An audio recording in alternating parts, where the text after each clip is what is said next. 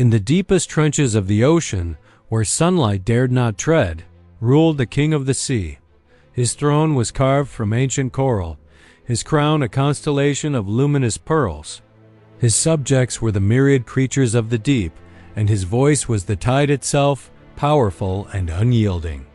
Above, in a world bathed in sun and painted with green, reigned the queen of the land.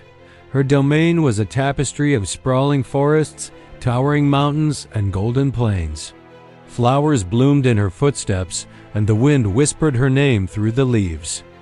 They were monarchs of separate worlds, mighty and solitary, unaware of the other's existence. One day, a violent storm, born of a celestial clash, ravaged the coast. The queen of the land stood on the cliffs, her heart aching for the chaos below. She watched as the sea raged, a wild beast she could not tame. And then she saw him. The king of the sea rose from the churning waves, his form majestic against the fury of the storm. He was calming the waters, his commands echoing in the thunder.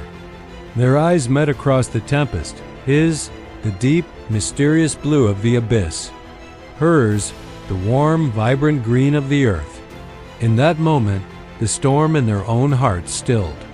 A connection as old as time and as new as the dawn sparked between them.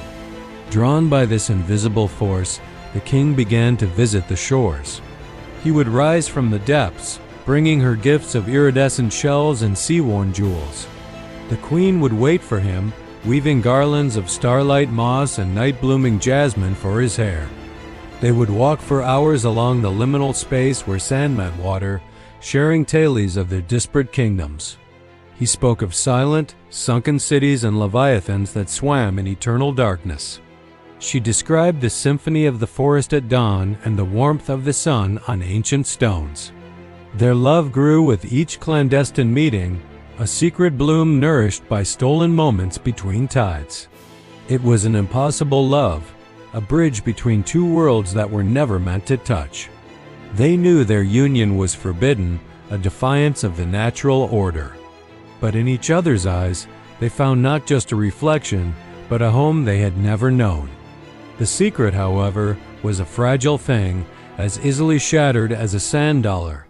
One of the Queen's royal guards, a loyalist to the traditions of the land, witnessed their meetings. He reported back to the Elder Council of the Earth, a stoic assembly of ancient mountain spirits and primordial forest guardians.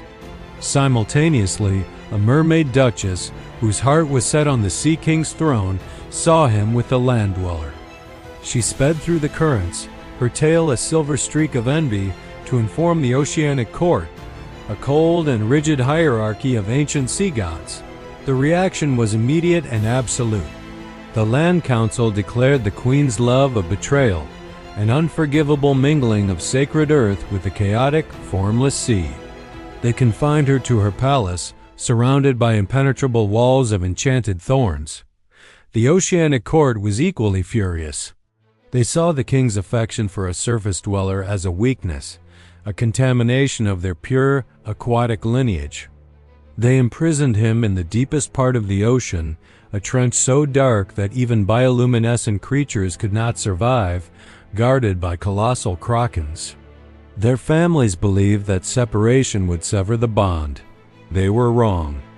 Apart, the king and queen felt a pain sharper than any weapon. The land withered under the queen's sorrow. Flowers drooped, leaves turned brown, and the rivers ran sluggishly. The sea grew stagnant and cold, its vibrant colors fading to a dull, lifeless gray. Their love was not just a feeling. It had become a vital force sustaining their worlds. From the depths of his prison, the king heard the silent cry of the dying ocean. From her thorny tower, the queen felt the weakening pulse of the land. They knew they could not return to what they were. Their old lives were gone. Fueled by a desperate strength, they shattered their bonds. The king's roar of defiance split the trench, scattering the krakens like pebbles. The queen's grief-stricken cry caused the enchanted thorns to recoil and turn to ash. They fled, meeting once more on that fateful shore where they first saw each other. The world around them was muted and sad. a reflection of their family's disapproval. They looked at each other, their resolve hardening. There was no going back. They vowed to leave their ancestral homes, to forsake their crowns and their titles. Together, they would venture into the unknown wilderness, a place untouched by either land or sea decree, to build a new life, a new world, just for them. Their journey was not an escape, but a creation. As they turned their backs on their former kingdoms, they felt the ground tremble and heard the roar of the sea. Their families were not letting them go. From the land, an army of stone golems and treants marched, led by the stoic mountain spirits, their footsteps shaking the very foundations of the earth. From the ocean, a legion of armored sharks and serpentine leviathans surged, commanded by the wrathful sea gods, their advance churning the water into a white fury. The pursuit was on. The two families, ancient enemies themselves, had formed a temporary, unholy alliance with a single purpose: to tear the lovers apart. The king and queen found themselves cornered on a vast barren peninsula. The land army advanced from one side, the sea forces from the other. There was no escape. Trapped between the rage of the earth and the fury of the ocean, they looked at one another. There was no fear in their eyes, only a profound, unwavering love. They were no longer just a king and a queen. They were two halves of a single soul, and they would not be broken. The king raised his hand, and the sea itself answered his call. A colossal tidal wave rose, not to crash upon the land, but to form a shimmering, liquid wall behind them, holding back the oceanic legion. The queen touched the barren ground, and from the rock, a forest of immense, ironwood trees erupted, their branches interlocking to form a formidable barrier against the marching golems. The first clash was a cataclysm of elements. Stone fists shattered against living wood, and tridents of hardened water were parried by spears of coral. The air crackled with raw power. The king and queen fought side by side, a perfect, devastating harmony. He moved with the fluid grace of the currents, his weapon a trident that hummed with the ocean's power. She was the unyielding strength of the earth, her every step causing the ground to shift and bend to her will. They fought against their own kin, the king parrying the charge of a great white shark he had once considered a friend, the queen redirecting the attack of a forest guardian who had taught her to speak with trees.